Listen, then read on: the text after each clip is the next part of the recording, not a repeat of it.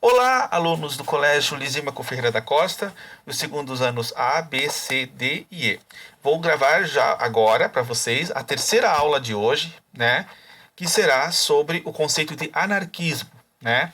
Nós vimos o capitalismo e o liberalismo, que eu gravei anteriormente, né? Algumas horas atrás, e vimos também sobre as teorias socialistas. Então, agora eu vou falar para vocês também sobre a teoria anarquista, né?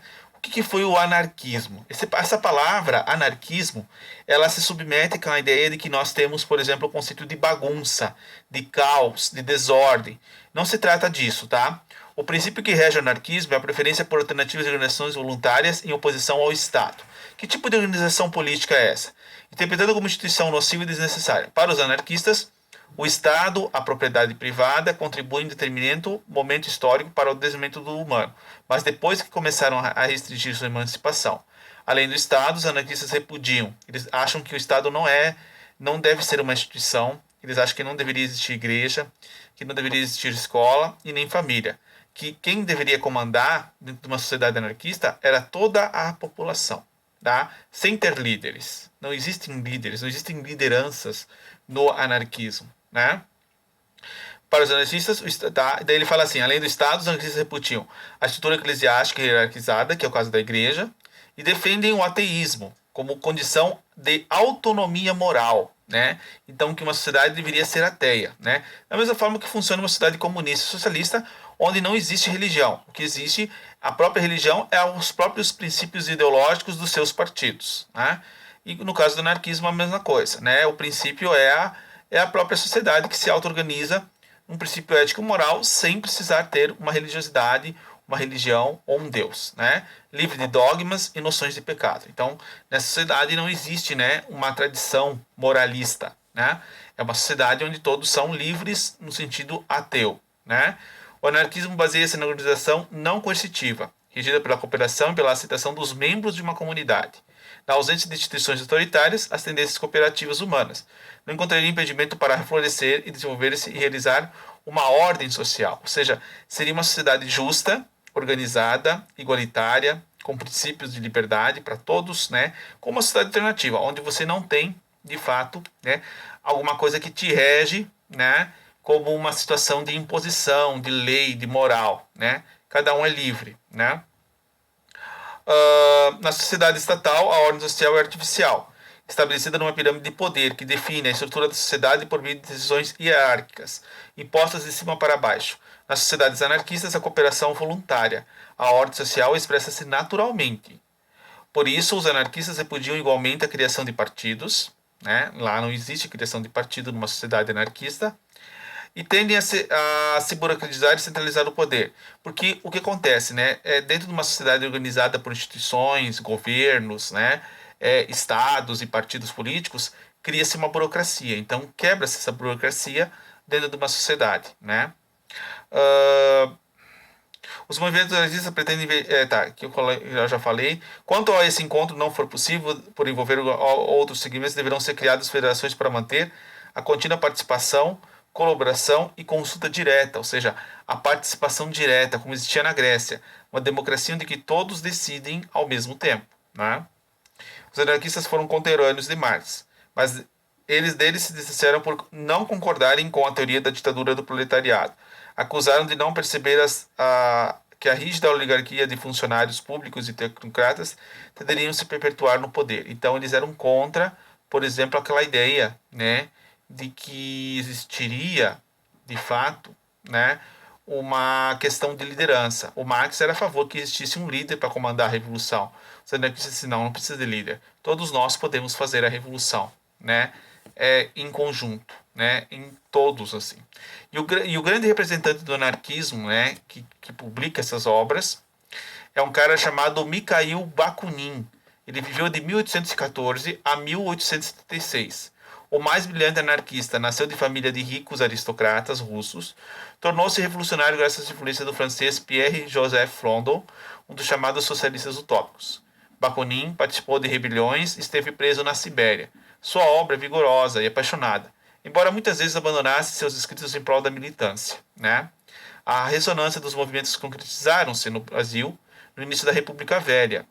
com um grupo de italianos instalado no interior do Paraná, onde fundaram a colônia Cecília, os moldes de uma comunidade anarquista. Então, aqui no Paraná, a comunidade da colônia Cecília, que fica em Palmeira, tá, na região de Palmeira, foi a única comunidade social que existiu o anarquismo no mundo, aqui no Paraná. Tá? Então, no Paraná, nós temos um exemplo de uma sociedade onde grupos italianos, imigrantes italianos, fundaram uma colônia anarquista, certo? Só lá existiu. Ainda entre nós, os anarcossocialismos organizam-se no século XX, com a urbanização decorrente da industrialização, na luta contra a opressão patronal. Em um movimento atuante não só na preparação de greves, mas na difusão do ideal anarquista por meio de escolas e jornais. Então, na época da Revolução Industrial no Brasil, né, os imigrantes italianos também eram chamados anarquistas por tentar propor, né, revoluções dentro das fábricas, greves, né, e situações de opressão dos trabalhadores na época. Né? Após a Segunda Guerra Mundial, o anarquismo ressurge recrudesce na década de 60 com o ativismo dos jovens de vários países da Europa e da América, que culminou no movimento estudantil de maio de 68, né? Que é o grande movimento estudantil que ocorreu na Europa, né? E que de fato tinha uma proposta anarquista, né? Um exemplo desta época da década de 70 são os hippies, né? Os hippies eram um grupo de uma tribo urbana, né? Que tem como proposta, de fato, a ideia de uma vida anarquista, né? Uma vida, né, sem uma liderança, sem um governo, sem uma situação, né? Então, de fato, não existe, né, uma situação que comande. Aqui em Curitiba nós temos hippies ainda que andam pela rua, né? Nós temos um representante muito interessante, que para mim é um poeta, filósofo, esse homem é brilhante em Curitiba, né? É o famoso Plá, né? Um cara que barbudo, né, que fica no Lago da Ordem. Às vezes você vê ele andando de bicicleta pela cidade, né? Com um violão nas costas, né? Esse cara é um cara, digamos, que vive uma vida anarquista, né? Ninguém o comanda, ele vive por si próprio, né? Vende suas poesias, vende seus discos, né? E eu sou um grande fã desse homem, né? Ele, para mim, é um filósofo curitibano, tá? No socialismo do século XX, a revolução do século XX, da revolução de 1917, ocorreu na Rússia, país da monarquia absolutista de czar, né? Economia semifeudal. A Rússia, até o início do século XX, era um grande feudo ainda, né? Existiam grandes latifúndios, comunidades, e ela era governada por um rei, ainda absolutista, né, nessa época. Então, foi justamente nesse local que surgiu o socialismo, né, em que foi implantado uma sociedade à base de Marx, né? O Marx jamais imaginaria que um país, digamos, rural pudesse implantar uma revolução socialista, né? Ele acreditava que, de fato, somente a Inglaterra ou a Alemanha que poderiam ocorrer esse tipo de revolução, né? No pensamento de Marx, claro. Só que quem se destacou nesse período e que levou, de fato, o pensamento de Marx para a Rússia foi um cara chamado Lenin, né, de 1870 a 1904, cujo verdadeiro nome era Vladimir Ilyich Ulyanov. Sob seu comando em 22, formou-se a União das Repúblicas Socialistas Soviéticas, com a unificação da Rússia, Ucrânia, Bielorrússia, Transcaucásia. O marxismo-leninismo tornou-se a doutrina oficial e supressão da propriedade privada, dos meios de produção e planificação da economia, a reforma agrária e a nacionalização dos bancos e das fábricas. Então, tudo tornou-se do Estado, né? Ele começou a implantar. Porém, ele começou a ficar doente, né? As suas ideias eram boas, na época tinha um princípio ideológico bom, digamos, de favorecer todos numa única classe. Porém, a morte de Lenin, o seu sucessor, Joseph Stalin, né, dirigiu a Rússia durante 30 anos com mão de ferro e ditadura comunista. Nesse período, o Estado foi de tal modo fortalecido e se transformou um Estado totalitário, né? Um regime totalitário, um regime ditatorial, né? O que acabou com o grande sonho, né, que o Lenin propunhava, de uma certa forma, para o socialismo. Só que nessa época você tinha um outro líder, juntamente revolucionário, que o Stalin mandou matar lá no México, que era o chamado Trotsky, né? O Trotsky era muito inteligente, ele pensava que o socialismo poderia se expandir pelo mundo, né? E ele tinha uma ideia muito mais avançada do pensamento socialista com relação ao Lenin e com relação ao Stalin, né? Só que ele foi mandado assassiná-lo, né? Lá no México, certo? Então, assim, na década de 60, devido ao temor de que o comunismo fizesse adeptos de diversos países da América do Sul, como Brasil, Chile, Argentina e Uruguai, foram substituídos a governos ditatoriais. Por que a ditadura foi imposta no Brasil? Para conter o socialismo e o comunismo que estava crescendo no mundo, né? Devido após a Guerra Fria.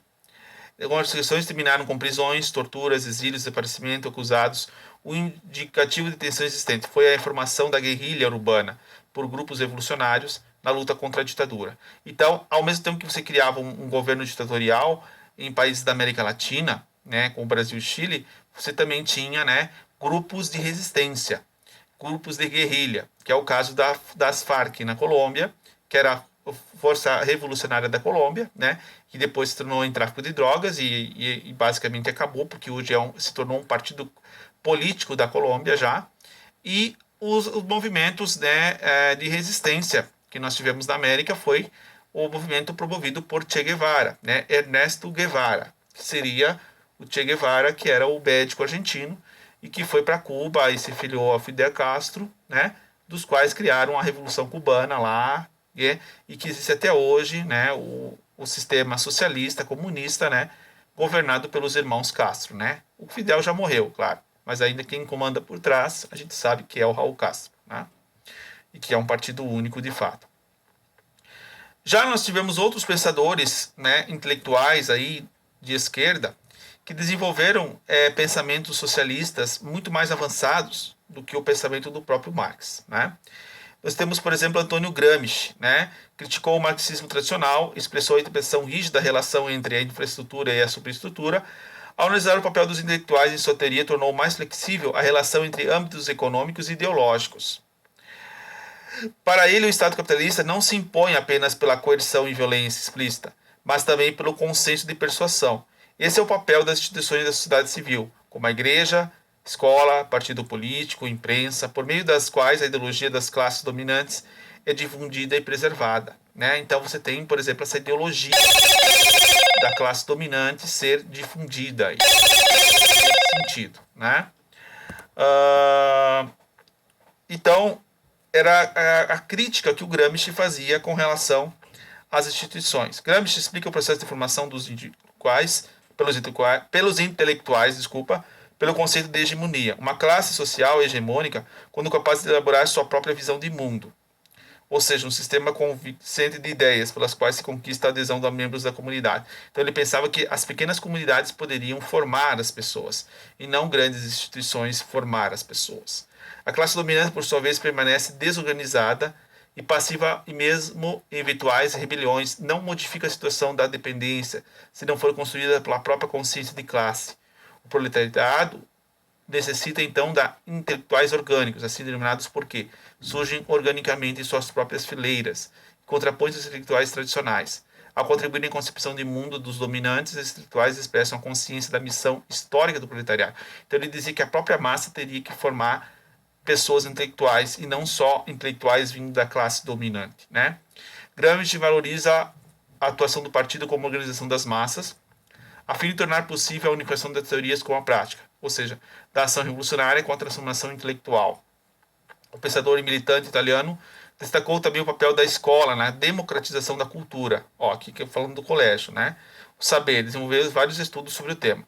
Propôs a educação centrada no valor do trabalho, como tarefa de superar as dicotomias entre o fazer e o pensar, entre a cultura erudita e a cultura popular.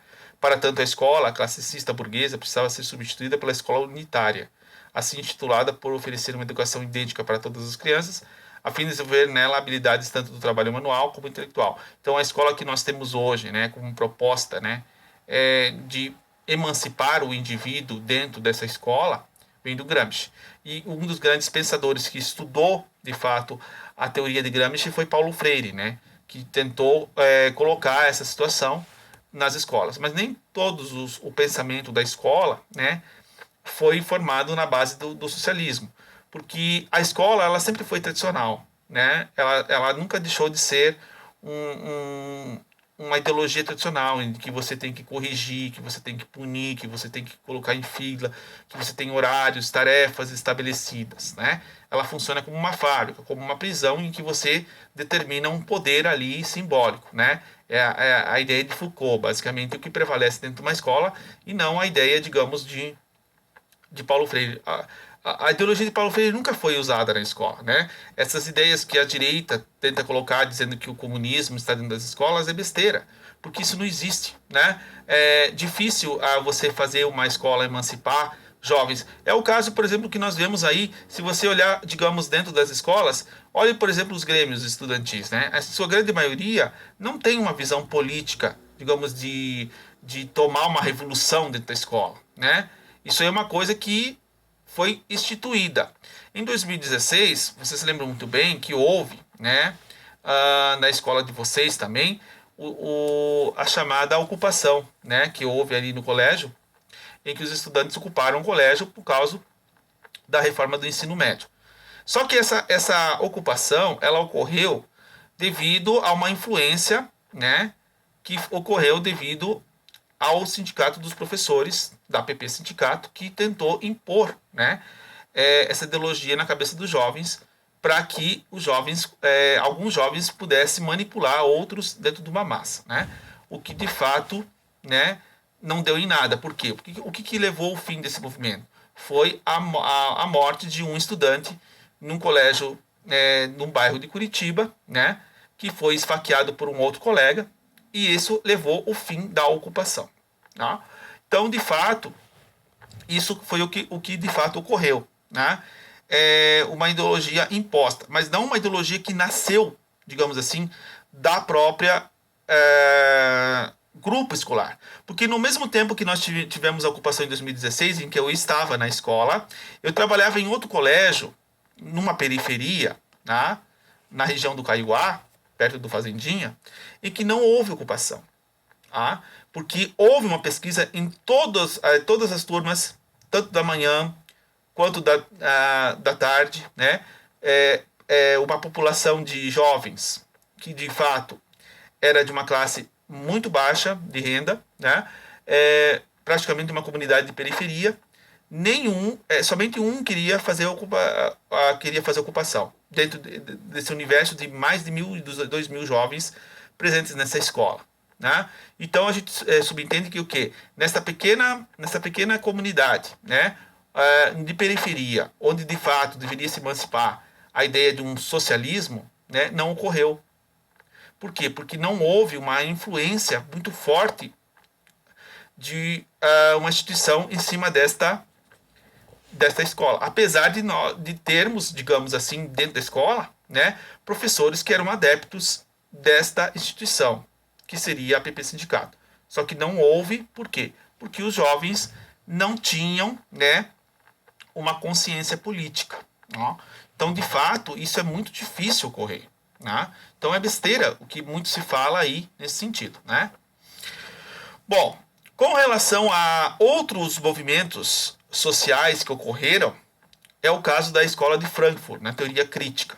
A Escola de Frankfurt surgiu na Alemanha em 1925, representada por Max Horkheimer, Theodor Adorno, Herbert Marcuse e Walter Benjamin. Erich Fromm, Jürgen Habermas, entre outros, os frankfurtianos formularam a teoria crítica da sociedade, na qual destacam temas da natureza sociológica, filosófica, autoridade, autoritarismo, totalitarismo, família, cultura de massa, liberdade e o papel da ciência e da técnica. Então aqui nós vamos entender, de fato, o socialismo na tecnologia, né? Surgiu no início do século XX. A teoria da crítica da sociedade opõe-se ao que chama de teoria tradicional. Nenhum inclui a herança marxista e diversas interpretações desse pensamento, embora direcionem críticas tanto ao dogmatismo, ao leninismo, ao stalinismo, às concepções naturalistas e históricas, devido ao seu caráter determinista e evolucionista, posições reconhecidas como típicas do positivismo predominante no final do século XIX.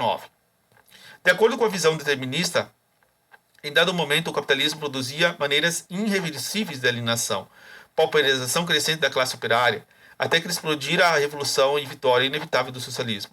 Deste modo, a violência seria elemento necessário e constitutivo do progresso para o estágio inferior, chegar a outra necessidade melhor. Então, eles defendiam que, de fato, houve muita violência, né, dentro desse processo do socialismo. Entretanto, os cristianos criticam a noção de progresso e condenam a violência. Analisando a sociedade tecnocrática, atualmente tecnizada e racionalizada, denunciam a perda de autonomia do sujeito, docilizando tanto pela sociedade industrial, totalmente administrativa, como pelas extremas regressões de barbárie representada pelos estados totalitários. Então, essa sociedade tecnológica, ela desumaniza nós hoje. Nós vivemos uma sociedade tecnológica, científica, né, em que nos domina e que nos desumaniza como seres humanos, porque nos coloca diante do trabalho, da exploração, né, e que nós todos estamos submetidos, infelizmente, a essa situação, né? Infelizmente, estamos submetidos a essa situação hoje. Então, é uma coisa super atual o que está falando nesse texto aqui, né? O fim da União Soviética, da utopia socialista, né? Quando Mikhail Gorbachev, em 1971, subiu ao poder na União Soviética em 85, iniciou-se uma série de mudanças na estrutura econômica, reforma de instituições políticas, visando a renovação dos quadros da velha autoritária elite burocrática dirigente. Libertou presos políticos, garantiu liberdade de imprensa e liberdade individual. Uma sequência de diversos países que compunhavam a chamada Cortina de Ferro foram liberados da tutela da União Soviética, por exemplo, voltou a ser dominada a Rússia. Então ele criou aquela ideia da Glasnost e da Perestroika, né? Que era uma pequena abertura que estava ocorrendo dentro da União Soviética, o que levou, de fato, à destruição, né, desse sistema. Mais recentemente, rituais de porte procuraram adequar o marxismo a uma nova realidade do mundo globalizado, submetido ao neoliberalismo, a fim de criticar o capitalismo financeiro. Entre eles destacam-se Pierre Anderson, Pierre Bourdieu, Noam Chomsky, né, George Orwell, Ismail Mezzarot e Slavoj Žižek e Antoni Negri. O rápido desencadear dos fatos históricos que marcaram o final do século XX provocou o espanto de todos os lados. Para os socialistas, porém, o sonho de sociedade igualitária não acabou, mesmo porque o chamado socialismo real nunca foi de fato o socialismo esperado, né? Quanto ao capitalismo, não consegue esconder suas contradições. As juras, as repartições de riqueza da sociedade produz e é revelada por altos índices de miséria no mundo inteiro.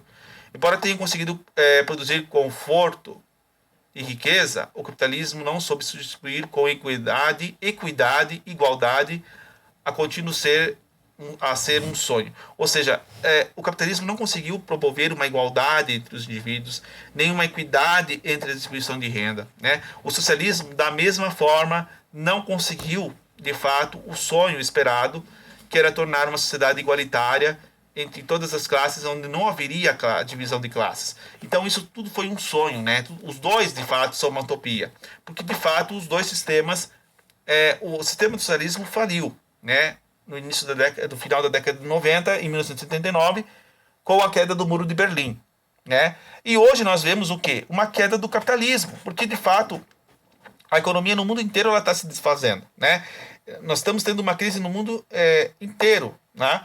Devido à exploração exacerbada desse capitalismo, o que de fato leva, né, a uma crise sem precedentes.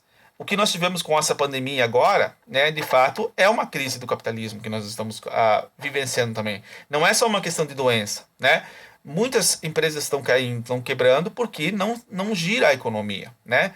Devido ao medo desta situação, né, de doença extrema que está acontecendo no mundo inteiro, né? Então, de fato, isso tudo leva a repensar o modo de vida e leva a repensar que outro sistema econômico que podemos ter, né, de fato, para melhorar a condição humana. Então, tudo isso vai levar um tempo para o ser humano repensar, recolocar suas ideias e repensar num novo sistema econômico que seja sustentável para todos, né?